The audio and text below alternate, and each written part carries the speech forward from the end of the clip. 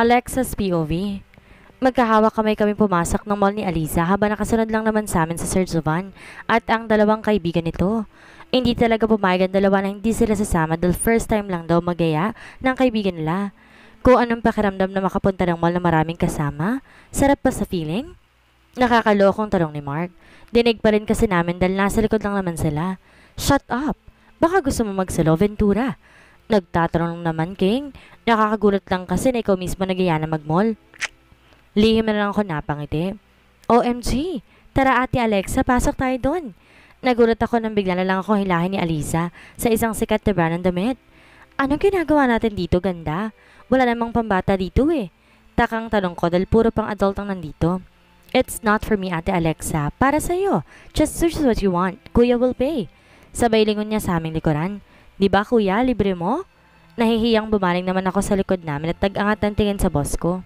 Bumaba ang tingin niya sa akin bago marahan nagsalita.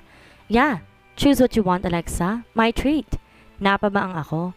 Seryoso ba talaga sila? Naku, wala akong tiwala sa boss ko eh. Baka kapag nagalit sa akin, masingit pa to.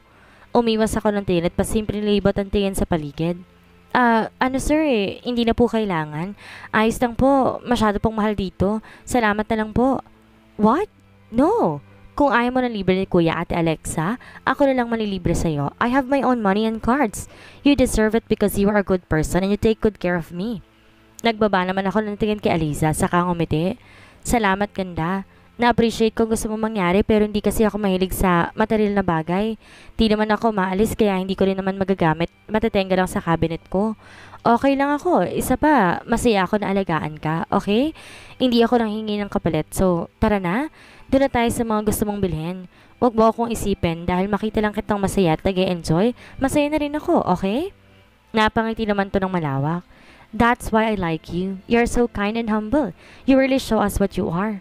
Dahil gano'n ang tinuro sa akin ng mama ko. Maging totoo sa sarili at wag na wag magpapakitang tao lang. Tara na, baka naiinip na sila eh.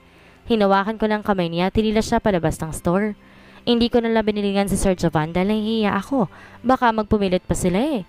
Hindi talaga ako sanay at mas gusto kong pinaghihirapan kapag bibili ako ng gamit. Yung masasabi kong katas ng pagod ko. Pumasok kami sa department store.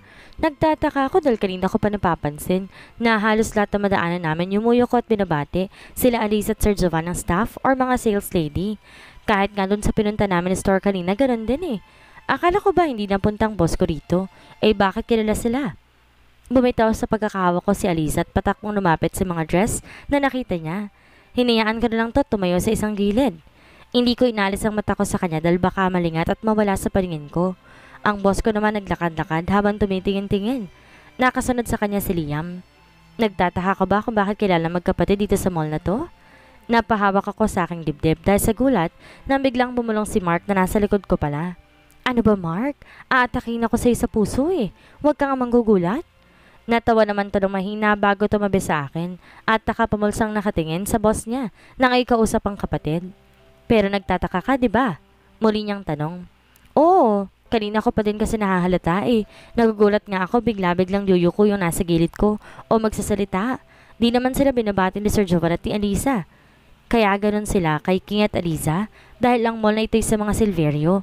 Sila ang may-ari ng mall na to. Gulat kong nalingon si Mark. Bumaling naman siya sa akin habang nakangisi.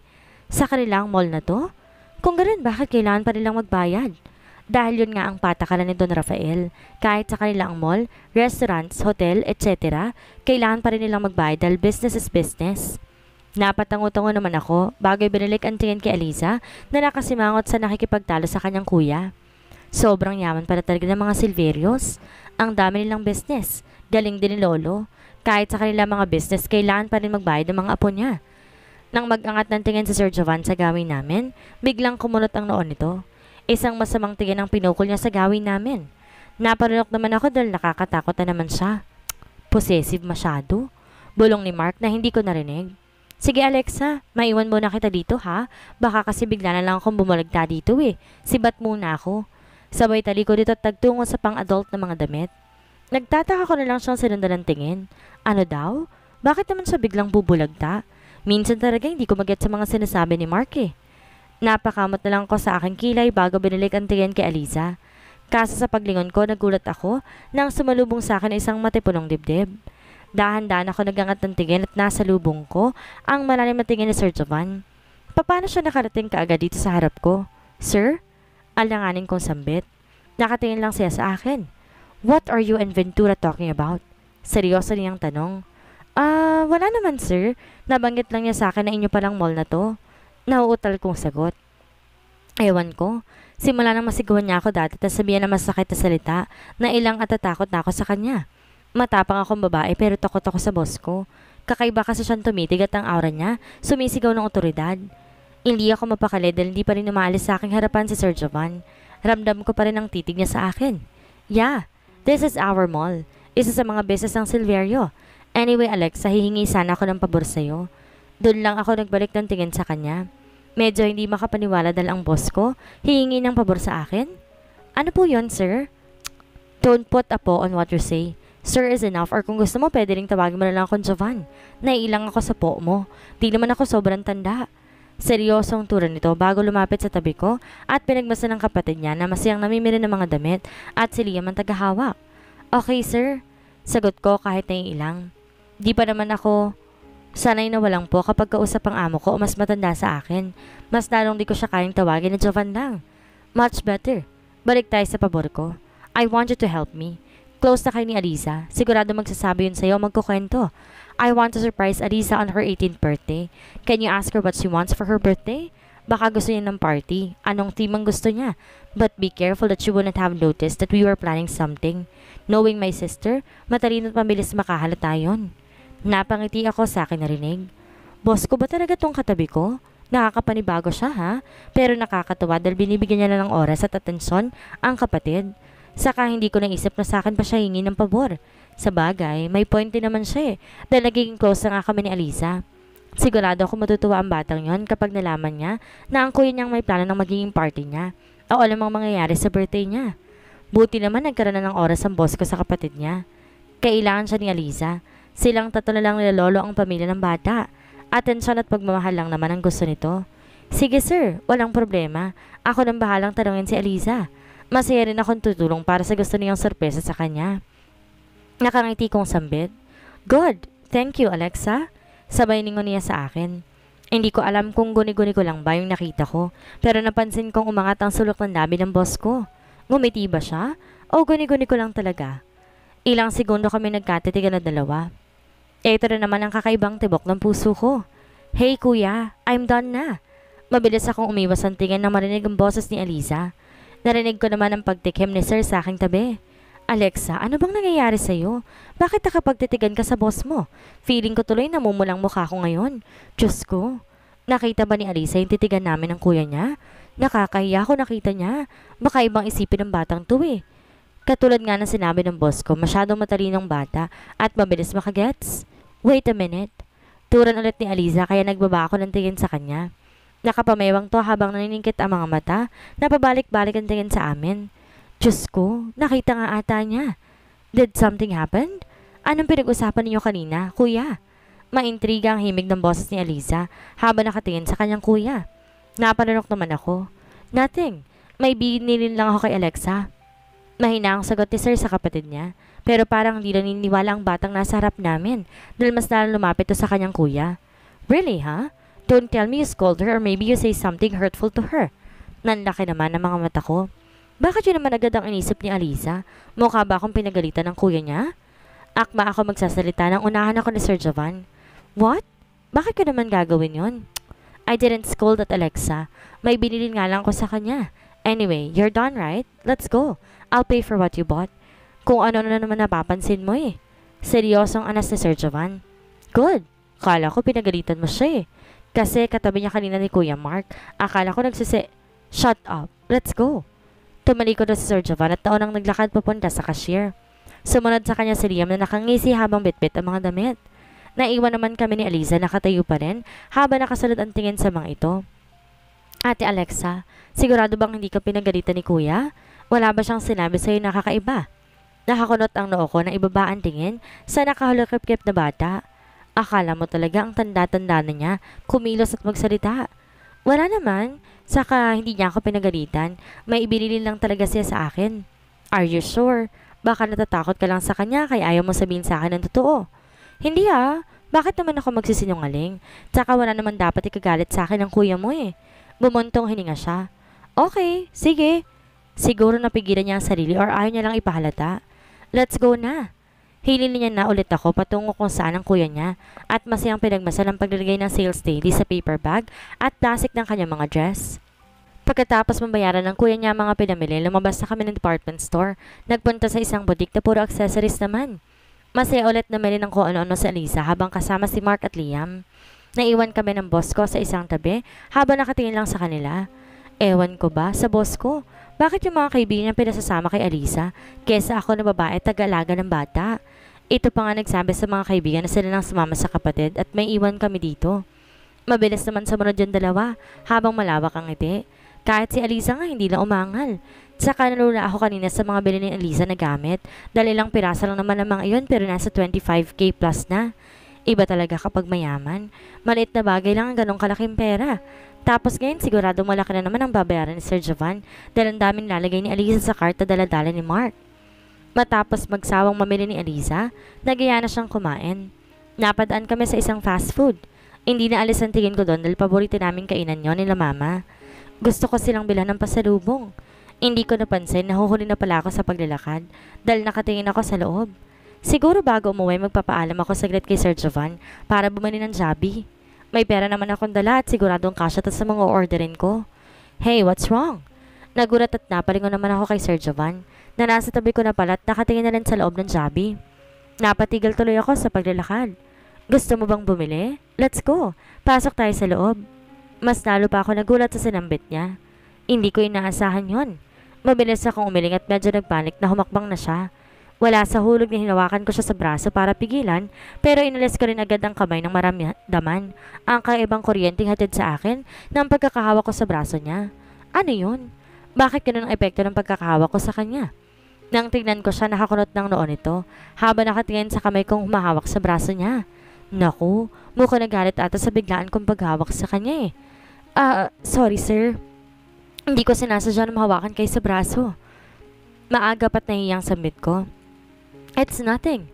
Anyway, bakit ka ba nakatingin sa loob ng fast food? May gusto ka bang bilhin? O gusto mo bang kumain sa loob? Mahinahong tanong nito. Sorry sir. Napatingin lang po ako kasi bala ko po sanang magpaalam mamaya para bumili dito ng pasalubong para kay mama at Mia pero mamaya pa naman po eh kapag natapos na po kayong kumain. Mabilis kong sagot. Grabe nakakahiya. I want to try to eat in this fast food kuya. Nakikita ko to sa commercial sa TV eh. Mukhang masarap. Biglang singit naman ni Alisa habang nakangiti sa akin. Nakalapit na pala siya sa amin ng kuya niya. Hindi ko napansin. You think so? Alright, let's try it. Sabay harap sa mga kaibigan niya. How about you guys? Do you want to try it too? Sure, King. Mukhang masarap naman. Saka umay na rin kami sa mga restaurant. Maiba din naman. Yeah. Di naman kami mapili sa pagkalit. Matagal ko na rin gustong subuan kumain sa sikat na fast food na to. Napamaang na lang ako sa sagot ni Mark at Liam. Sigurado ba silang kakain sila sa Jollibee? Okay then, let's go inside. Yay! I want to try their chicken joy and spaghetti. It looks delicious. Masaya at nagtatalon-talon pang sambit ni Alisa bago hinawakan isa kong kamay pati ang kamay ng kuya niya. Tapos nila kami papasok sa loob ng Jollibee. Parehas kaming nagulat ng boss ko sa ginawa nito. Nagkatingin pa kami pero mabilis din naman ako nag-iwas ang tingin. Ano ba itong nangyayari sa akin? Lutang na lutang pa rin ako sa mga nangyayari. Hindi talaga ako makapaniwalang pumayag ang boss ko na masungit na kumain sa fast food. Ano kayang sumapi sa kanya at ang bait niya ngayong araw?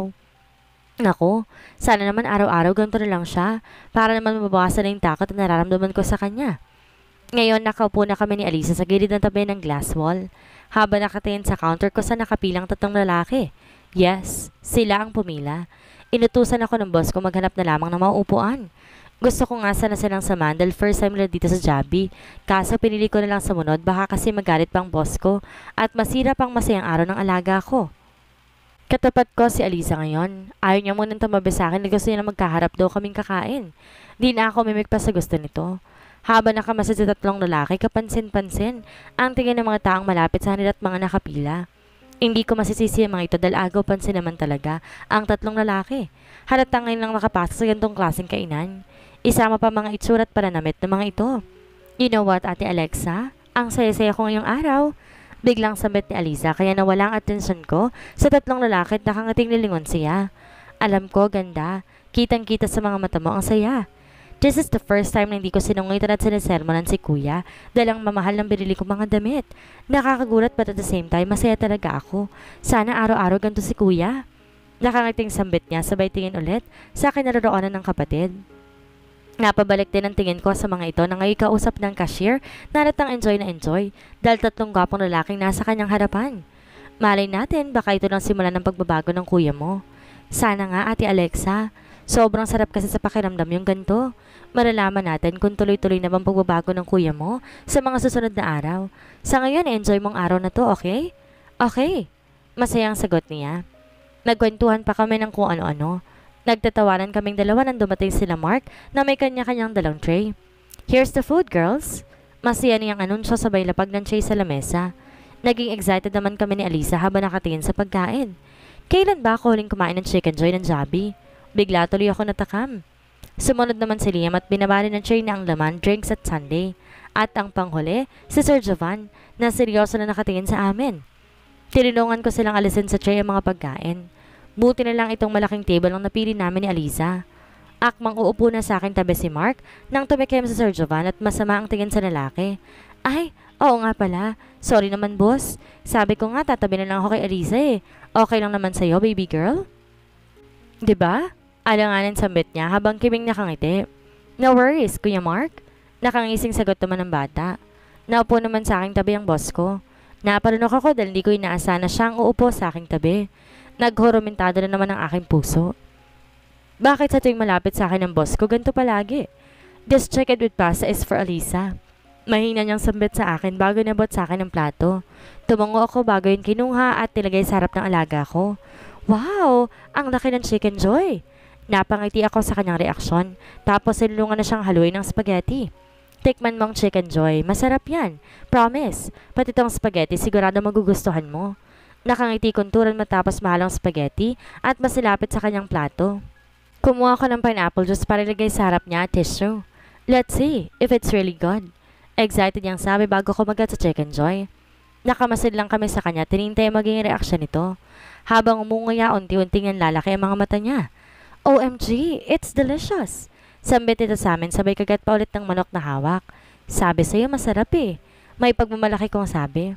Walang makakatalo sa favorite kong chicken ng Jollibee. Tumingin naman ako kay Mark na nakamasid pa rin sa pagkain ni Aliza. Try niyo na rin guys. Agaw ko sa kanilang atensyon. Tumango silang dalawa bago kumagat sa chicken joy. Wow, masarap nga. Tamay nakalagay sa commercial na crispy and juicy ha? Komento ni Liam. Jeez! Ang sarap itong spicy chicken tapos isasawsaw dito sa gravy. Tura naman ni Mark habang sunod-sunod ang kagat sa chicken at subo ng kanin. Napangiti naman ako habang nakamasid sa kanila. Nakakatuwa dahil nagustuhan nila. Napatayin ako sa aking katabi na nakatingin sa kanyang chicken joy with spaghetti. Pareha sila ng pagkain ni Aliza. Bakit di ka pa kumakain, sir? Subukan niyo po. Masarap yan. Tumango naman to't kala ko yung chicken ang uunahin niya. Kaso nagulat na lang ako nang unahin niyang kainin ng spaghetti na hindi pa hinahalo. Not bad. Sambit nito matapos matikman yung spaghetti. Napailing ako bago kinuha ang tinidor ko at walang pasabing hinalong kinakain niyang spag. Mas masarap sir kapag hinahalo ng maayos. Mas malalasan mo yung sauce ng spag. Ayan, sige kain ka na ulit. Thanks. Pasasalamat niya sabay subo ulit. Napansin ko ang tipid niyang iti tapos tumangutango pa. Naging sunod-sunod na rin ang kanyang pagsubo. Halatang nagustuhan din ng pagkain. Bumaling naman ako sa pagkain ko. Sisimulan ko na sanang kumain ng may lumapit at tatlong crew at may bitbit na tray. Sir, this is your order. Oh, thank you. Nagpunas ng kanyang labi ang boss ko bago tumayo at kinuha ang tray ng isa pang crew. Ganon din ang ginawa ni Liam. Wala sa hulog na tumingin ako kay Aliza. Nagkatinginan kaming dalawa. Nagkibit balikat naman ng bata katulad ko. Nagulantang ito sa kinikilos ng kanyang kuya. Brother, why did you order so much food? Nagtatakang tanong ni Aliza nang makaupo sa ulit ang kanyang kuya. Ako na may nakatingin sa pagkain na kalalagay lamang. Fries, tuna pie, palabok at burgers na iba't iba. May chicken burger, Hawaiian, cheeseburger at bacon with mushroom burger. Halos lahat ata na nasa menu in order nila eh. Tapos may isa palit bucket ng chicken. Hindi ko alam kung ilang pieces ang laman. Hindi kasi namin alam ang orderin kanina, baby girl. Tsaka gusto rin namin tikman yung ibang foods kung masarap pa talaga. So we ordered everything. Si Mark na ang sumagot sabay kuha ng fries at kinain. Pero mauubos niyo ba lahat ng to? Singit ko naman. Hindi ko mapigilan na hindi magtanong. Sobrang dami talaga kasing pagkain sa lamesa. Hindi naman malakas kumain si Aliza at ako, okay na sa akin ang chicken with rice. Spaghetti at fries, mabubusog na ako ron. Sayang naman kung hindi mauubos. Maraming tao ang nagugutom ngayon. Nakakapanghinayang. Ngumiti naman si Mark. Don't worry, Alexa. Kayang-kaya namin maubos yan. Malalakas kaming kumain at di masasayang ang mga in-order namin kung yan ang iniisip mo. Saka syempre, tutulungan mo rin kami. Kain ka na rin ang gusto mo. Sabay kindat niya sa akin. Nakahinga naman ako ng maluwag.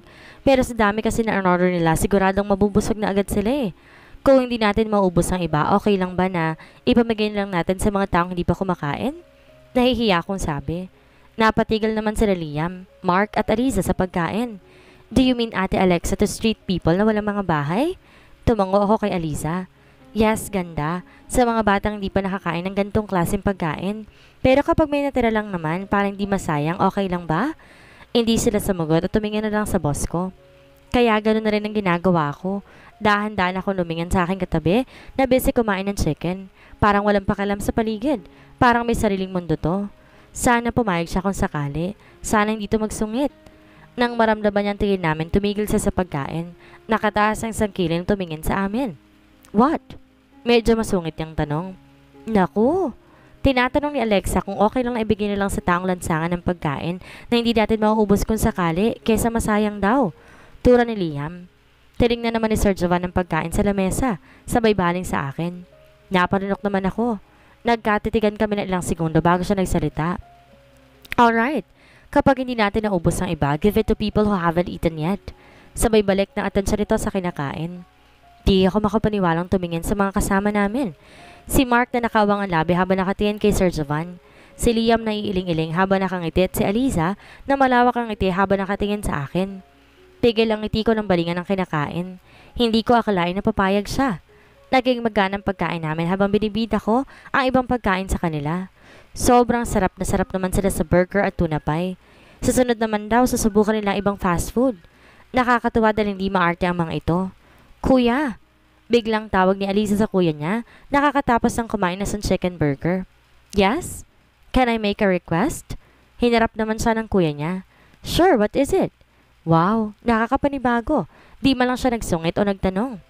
For my 8th birthday, sana kuya, kapag hindi sana kayo busy ni Lolo, I would like to celebrate my birthday here at Chubby. Napaayos naman ako ng upo. Pasimple ding sumarap kay Sir Jovan na ngayon na seryoso na. Parang kanina lang pinag-uusapan namin yung about sa gusto o theme ng birthday ni Aliza. Mukhang di na kami mahihirapan pa. Are you sure you want to celebrate your birthday at Chubby? Yes, kuya. Mabilis ang sagot ni Aliza. Seryoso rin ang itsura ng bata habang nakatingin sa kuya niya. Di naman umimik si Sir at tila nag-iisip. Maya-maya lumingon siya sa akin. Pwede bang mag-celebrate ng birthday dito? Napakunot noon niyang tanong. Nakangiting tumango naman ako. Are you sure, Alexa? Yes, sir. Nakikita niyo bang room na yon? Sabay turo ko sa bandang likuran nila Mark kung saan nakasarado ang pinto. Sabay naman silang lumingon doon. Yang room na yan ang ginagamit kapag may party magaganap sa branch na to. Yan ang nagiging venue. Merong mga package at silang ino-offer. Ang mga katulad naming ordinaryong tao kapag nag-celebrate ng birthday ang kanilang mga anak na ayaw ng hassle at kompleto rekado na ito ang isa solusyon. Saka halos lahat kasi ng bata favorite si Jabi eh. Napatango-tango naman sila sa akin sinabi. Nice ha? May ganto pala sa kainan na ganto. Komento ni Mark. Binalingan ulit ni Sir Jovan ang kapatid. Why do you want to celebrate your birthday here? Give me a good reason, Elizabeth. I know you love a big expensive party. Or if you don't, you request a ticket from me or Grandpa to another country that you like. Nakakapanibago na itong request mo ngayon. Seryosong sabi ni Sir Jovan sa kanyang kapatid. Bumuntong hininga si Aliza bago ako sinulyapan at ginitian. Ganon din naman ang ginawa ko. Well, may na-realize lang ako. Hindi ko alam pero parang gusto ko mag-celebrate ng birthday ko dito. At ang mga bisita ko yung mga batang hindi pa nakakain sa sikat na fast food na to. Napatigil naman ako. Hindi makapaniwalang tumingin kay Aliza na ngayon matamis na nakangiti sa akin. Like Ate Alexa said earlier, many children are hungry and even if they want to eat in this kind of place, they don't have money. I want to celebrate my birthday with children like me. I want my birthday to be memorable. May kung anong mainit na pakiramdam ang waplo sa aking puso dahil sa mga tinuran niya. Hindi ko akalaing maiisip niyang ganitong klaseng bagay.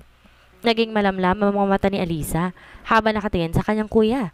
Hindi ko tuloy naiwasang balingan ng katabi. Mahinahon ang itsura nito. Hindi na siya seryoso. Taimtim na lamang itong pinapakinggan ang sinasabi ng kapatid niya. Brother, I'm so sorry kung naging maluho ako. Ngayon ko lang na-realize kung gaano ako naging spoiled brat at naging sakit sa ulo ninyo ni Grandpa. I regret it all now. The money I spent on useless things and now realizing that many children are hungry. Sana binili ko na lang ng pagkain lahat na nagastos ko sa mga travel abroad ko. At least nakatulong ako at napasayang maraming bata. Aliza? Naiiyak na tawag ko sa pangalan niya. Di nga ako nagkamaling, mabait talaga siya. Salamat po Ate Alexa. Dahil sa'yo napagtanto kong lahat. Di pa naman siguro huli para magbago, di ba? Itatama ko lahat na nagawa ko masama. Simula ngayon magiging good girl na ako. Mag-iipon ako ng pera at hindi gagastos. Masayang tura na kinatangutango ko lang habang masayang nakangiti. Nangingilid ang mga luha ko pero pinipigilan ko. Nakakaya naman kung umiyak pa ako dito eh. Wow! Hindi ko akalain ang spoiled brat ng mga Silverio magbabago. Thanks to Alexa. Finally wala na magiging sakit sa ulo si King. Good job Alexa. Napaamo mong batang to. Biglang singit at komento ni Mark. Binalingan tuloy siya ni Aliza at binigyan ng masamang tingin. Shut up, Kuya Mark. Oh, sorry, baby girl. Shut up na nga si Kuya. Sabay kunwaring zipper dito sa kanyang bibig. Napailing na lang ako sa kalokohan talaga ng lalaki. If that's what you want, I'll talk to Lola about this. I'm sure matutuwa yan dahil sa mga sinabi mo. And of course, I'm happy with what I've heard from you, Aliza. Just keep going like that. Seryosong samet ni Sir Jovan na siyang kinatawa ng kapatid. Napapalakpak pa ito. Bigla namang bumaling ang boss ko sa mga kaibigan niya. You two, you know what to do. Sumaludo naman yung dalawa. Areglado King, kami nang bahala. Good, tapos na ba kayong kumain? Tumawag na kayo ng crew para ipabalot ay ibang natirang burgers, chicken at tuna pie. Busog na kami King. Sige, tatawag na ako ng crew. Binalingan kong plato ko at katulad ng kinagawian, hiniwalay kong plato, kutsara sa tissue at mga buto ng manok. Sinalansa ng maayos ang pinagkainan ko at sinunod ko naman ang kay Aliza. Kapansin-pansin ang titig nila sa akin. Alexa, you don't have to do that. May tagalinis naman ng mga table. Awat sa akin ni Liam nang kukunin ko na ang pinagkainan nilang plato. Nalitian ko siya. Okay lang. Nasanay na kasi ako na bago kami umalis sa isang kainan, sinasalansan at nililinis namin ang table. At least nakatulong kami sa maglilinis. Hindi na siya mahirapan pa at menos sa oras niya. Alam niyo ba, mahirap pa maging crew sa mga fast food. Hindi biro ang pagod nila. Kaya kahit sa gantong paraan, makatulong naman tayo sa kanila. I-appreciate natin ang kanilang trabaho at damdamin. Sambit ko habang abala sa ginagawa. You're so kind talaga Ate Alexa. Kaya mas lalo kitang hinahangaan eh. Naku, hindi naman. Turo din kasi talaga sa amin ni Mama. Isa pa naging crew din ako dati kaya alam ko ang pakiramdam nila. Talaga? Nagtrabaho ka bilang crew? Tanong ni Mark na kadarating lang. Tiningnan ko siya at proud na tumango. Hindi ko kinahiya ang mga naging trabaho ko. Basta hindi masama. Oo. Simula nang mamatay ang papa ko, ako na naging padre sa pamilya sa amin. Halos lahat ng klaseng trabaho pinasok ko para lang mabuhay ko sila mama at ang bunso kong kapatid. Nakapakabait mo pala talaga, Alexa. Ang swerte sa'yo ng mama at ng kapatid mo. Ngumiti lang ako sa sinabi ni Liam. Sobrang hirap siguro ng mga pinagdaanan mo, no? Ikaw halos lahat simalo. Komento naman ni Mark. Mahirap dahil hindi ako nakapagtapos ng pag-aaral dahil sa hirap ng buhay. Hindi ako makahanap ng magandang trabaho para sa mapagsabay ang pag-aaral ko trabaho. Pero okay lang ang importante, nakakaraos kami sa araw-araw. Isa pa nagpapasalamat ako nakilala ko si Don Rafael at binigyan niya ako ng trabaho. Saka pinatuloy ang pamilya ko sa mansyon. Talaga? Nandun pa lang mama at kapatid mo sa mansyon? Tumango ako kay Mark. Sa tabi ng maid quarters, yung maliit na bahay, doon kami pinatutuloy ni Don Rafael. Napakalaking tulong para sa akin na makasama ko sila habang nagtatrabaho. Hindi kasi ako mapakali kung naiwan ko sila sa bruha kong tiya eh. Lalo pat di maganda ang ginagawa ng tiya ko sa mama at kapatid ko. Why? Ano bang ginagawa sa inyo ng tiya mo? Talong naman ni Liam. Bumuntong hininga ako tipid ng umiti nang malala kong lahat ng paghihirap namin sa kamay niya. Sa amin na kasi niasa lahat ng tiya kong gawaing bahay, porket nakikitira kami sa kanya. Ako rin ang gumagastos ng pangangailangan namin sa bahay. Ultimo bayad sa bahay sa akin ay niasa, mga utang niya, pagkain, tubig at kuryente. Ang mas nakakalungkot lang akong gumagastos sa pagkain pang araw-araw, pero hindi nakakain ng mama at kapatid ko dahil inuubusan nila tiya. Hindi nila kami tinitirhan. Ang bad naman pala ng tiya mo, Ate Alexa. Napangiti ako ng tipid sa sinabi ni Aliza. Halata ang galit sa boses nito. Cute lang eh. Buti na kaya mong pagmamaltrato sa iyo ng tiya mo. Kung tutusin, sobra-sobrang ginawa niya sa inyo. Eh wala naman kami sa kasaming choice, Liam. Wala na kami ibang pwedeng matirhan na iba. Kaya kahit na puro sumbat ang naaabot ko sa kanya, tinitiis namin. Kaya nung nag-offer si Don Rafaela, doon kami tumira sa mansyon. Nung una talaga, nagdalawang isip ako dahil nakakahiya. Katulong lang naman ako eh.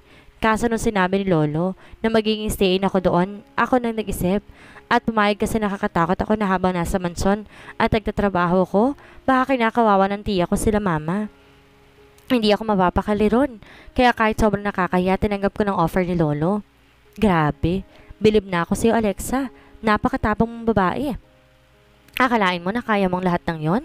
Saka masasabi ko rin na isa kang mabuting tao. Well, kitang-kita naman sa'yo eh. Sambit ni Mark. Nagpunas na ako ng kamay at lagay ng alkohol matapos masalansan ang mga pinagkainan namin. Saktong dumating ang kulang tinawag ni Mark at kinuwang pagkain na hindi nagalaw para ibalot. Kailangan ko maging matapang at patatag para sa pamilya ko. Sila na lang ang meron ako kaya kahit ano gagawin ko para sa kanila. Sa ikasasi at ika-aayos ng buhay nila. Napakabuti mong anak, Ate Alexa. Pwede ba mamaya pakilala mo ako sa mama at kapatid mo, ate? Gusto ko silang makilala. Feeling ko, ang sarap maging parte ng pamilya ninyo. Naku, may sakit pa si Mia eh. Hindi kita mapapakilala sa kanya. Kapag magaling na siya ng lubos, okay lang? Baka kasi mahawa ka sa kanya. Ay, oo nga pala. Sige, next time ate. Sakto naman bumalik na ulit yung crew, bit-bit ng mga pinabalot namin. Let's go. Naunang tumayo ang boss ko. Ay, kasama pa na namin siya. Hindi ko ramdam dahil laging tahimik na siya mula kanina na magkwento ko. Naglakad kami papunta sa parking lot nang biglang tumunog ang cellphone ko. Mabilis kong kinuha yun sa aking bulsa para tignan kung sinong tumatawag.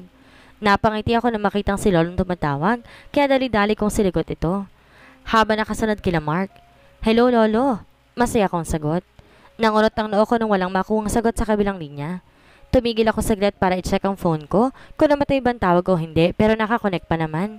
Hello, Lolo. Ulit ko pero ganun pa rin. Di ko agad napansin na tumigil na pala sa paglalakad si Liam at nakatingin na sa akin ngayon.